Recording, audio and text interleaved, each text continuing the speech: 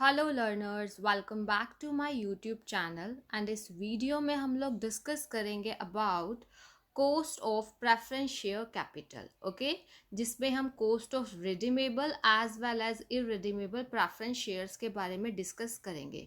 इससे पहले मैंने कोस्ट ऑफ डिबेंचर्स के ऊपर बनाई है वीडियो और कोस्ट ऑफ कैपिटल का बेसिक्स भी डिस्कस किया है, ठीक है। और वो दोनों वीडियोस आप लोगों के लिए काफ़ी ज़्यादा इम्पॉर्टेंट है, तो उनका लिंक मैं आप लोगों को डिस्क्रिप्शन बॉक्स में प्रोवाइड कर दूंगी। आप लोगों के लिए काफ़ी इंपॉर्टेंट रहने वाली हैं ये videos.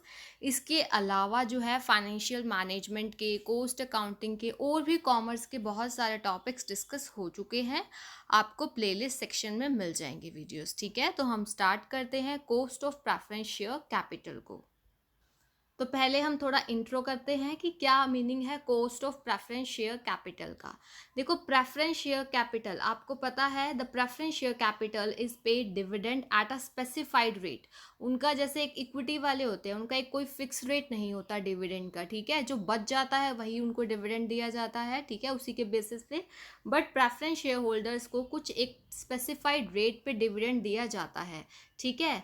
Payment of dividend to the preference shareholders are not mandatory but are given priority over the equity shareholders। ध्यान रखना, जो पेमेंट होती है डिविडेंड की, कई बार आपने क्यूमुलेटिव की अगर हम बात करें, क्यूमुलेटिव डिविडेंड उसमें प्रेफरेंस शेयर्स में क्या होता है, अगर बाई चांस प्रॉफिट कम है तो हम उनका डिविडेंड इकट्ठा करते रहेंगे, क्यूमुलेट करते रहेंगे, ठीक है। तो बाद में जिस साल प्रॉफिट सफिशिएंट होंगे तब हम उनको दे देंगे डिविडेंड। और नॉन क्यूमुलेटिव में वो होता है कि बाय चांस अगर प्रॉफिट हमारा उतना नहीं है तो हम डिविडेंड उनको नहीं दे पाएंगे, ठीक है। वैसे तो फिक्स्ड इंटरेस्ट तो आपका डिबेंचर्स पे होता है, वैसे तो फिक्स रेट ऑफ डिविडेंड है, हमें देना पड़ता है इस पे प्रेफरेंस शेयर पे, ठीक है। लेकिन अगर मैं इक्विटी शेयर होल्डर से कंपैरिजन करूँ, प्रेफरेंस नाम है, इनको प्रेफरेंस दी जाती है डिविडेंड में। मान लो अगर प्रॉफिट कम बचा है तो पहले डिविडेंड किसको दिया जाएगा, प्रेफरेंस शेयर होल्डर्स को दिया जाएगा, ठीक है। The payment of dividend to the preference shareholders are not charged as expenses but treated as appropriation of after tax profit। ये सबसे important लाइन है, ध्यान रखना है। जैसे कि हमने इंटरेस्ट ऑन डिबेंचर्स पढ़ा था, उसमें क्या था आपको ध्यान होगा, वो एज एक्सपेंसेस माना जाता था, ठीक है।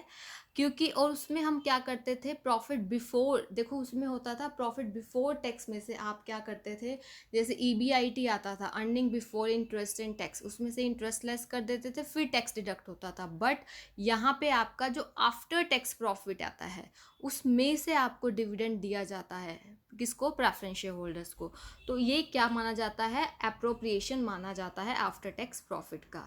सो dividend pay to preference share holders do not reduce the tax liability of the company. अब आपको पता है इंटरेस्ट अगर माइनस हो जाता है तो टैक्स भी कम पे करना पड़ता है, बट ये तो आफ्टर टैक्स प्रॉफिट में से दिया जाता है, तो ये टैक्स लायबिलिटी को कम नहीं करता, ठीक है। Like the debentures, preference share capital can be categorized as redeemable and irredeemable।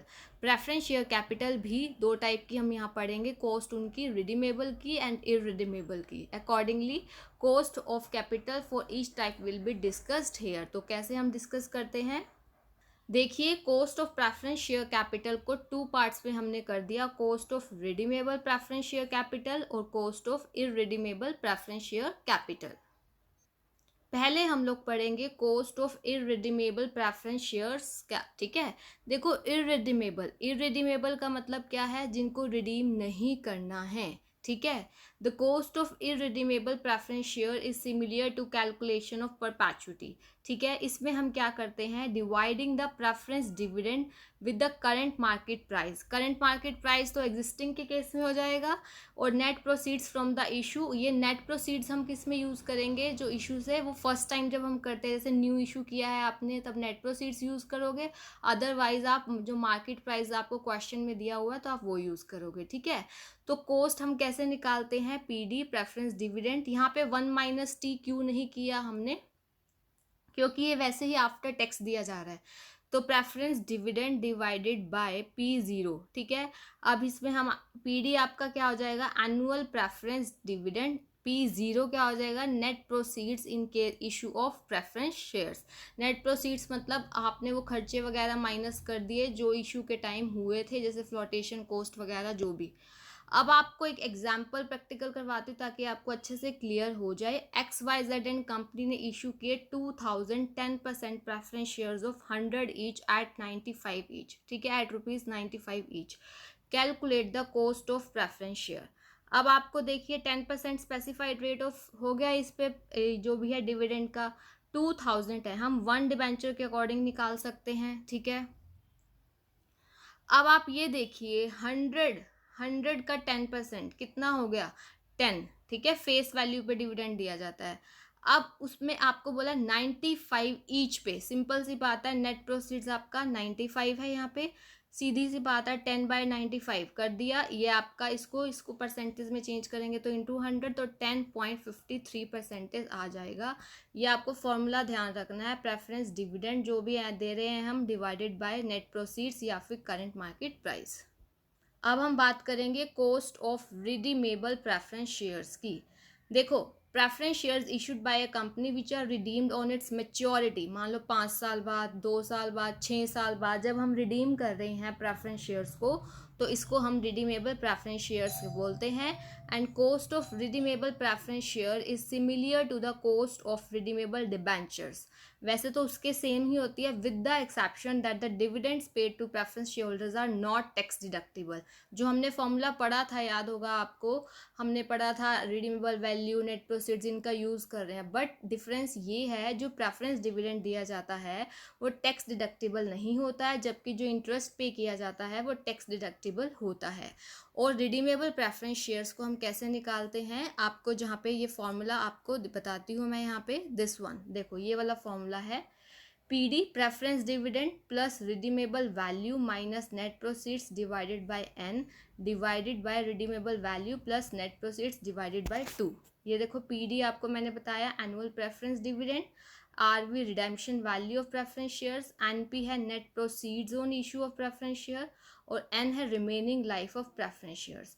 Net proceeds का मीनिंग है issue price less issue expenses. देखो इशू प्राइस जो भी होगा और जो इशू के खर्चे होते हैं वो, if issue price is not given then students can assume it to be equal to current market price. अगर आपको इशू प्राइस नहीं दिया है तो आप इसको करंट मार्केट प्राइस के इक्वल मान सकते हैं, और अगर इशू एक्सपेंसेस नहीं दिए हैं, हमें एक्सपेंसेस की बात हो रही है, तो हम उनको इक्वल किसके मानेंगे, ज़ीरो, कि हुए ही नहीं, ठीक है। तो अब हम डिस्कस करते हैं क्वेश्चन। तो देखो XYZ लिमिटेड ने इशू किए 2010% preference shares of 100 each at ₹95 each. The company proposes to redeem the preference shares at the end of 10th year from the date of issue. Calculate the cost of preference share. तो सबसे पहले देखो KP है cost of preference share। अब formula हमारा क्या था, PD preference dividend plus redeemable value minus net proceeds divided by N divided whole divided by redeemable value plus net proceeds divided by 2। तो आपका प्रेफरेंस डिविडेंड कितना बनेगा, 100 का 10%, फेस वैल्यू 100 है, उसका 10% 10 बन जाएगा। रिडीमेबल वैल्यू आपको क्या है, कुछ भी नहीं दिया हुआ ना, तो वही मानी जाएगी फेस वैल्यू 100, ठीक है। नेट प्रोसीड्स 95 है, यहाँ पे N कितना है 10th year, at the end of 10th year, तो यहाँ पे 10 होगा, ठीक है। फिर वही redeemable value 100 plus net proceeds 95 divided by 2। तो आप पहले ब्रैकेट्स को सॉल्व करोगे, और जब आप इसको सॉल्व करते हैं आपके पास 0.1077 अप्रॉक्सीमेट आएगा, और आपने इसको अगर परसेंटेज में चेंज करना है तो इंटू 100 कर देंगे तो 10.77% आ जाएगी, ठीक है। ये आपको मैंने बहुत ही सिंपल एग्जाम्पल करवाए हैं, लेकिन आपके लिए फॉर्मूला जानना बहुत ज़रूरी है। आपसे जैसे क्वेश्चन पूछे जा सकते हैं, तो जब तक अगर आपको फॉर्मूला में माइनस या प्लस की भी मिस्टेक कहीं हो जाती है तो आपका पूरा का पूरा क्वेश्चन जो है वो गलत हो जाता है। तो आप लोगों ने बहुत अच्छे से और बहुत ध्यान से इसको करना है, ठीक है। तो ये आपका मैंने जो बताया ये आपका हो गया रिडीमेबल का, ठीक है। और ये हमने पढ़ा था इरिडीमेबल का। इरिडीमेबल का आपका preference dividend divided by P0 था net proceeds in issue of preference share, ठीक है। आई होप आपको cost of preference share capital ज़रूर अच्छे से समझ आया होगा।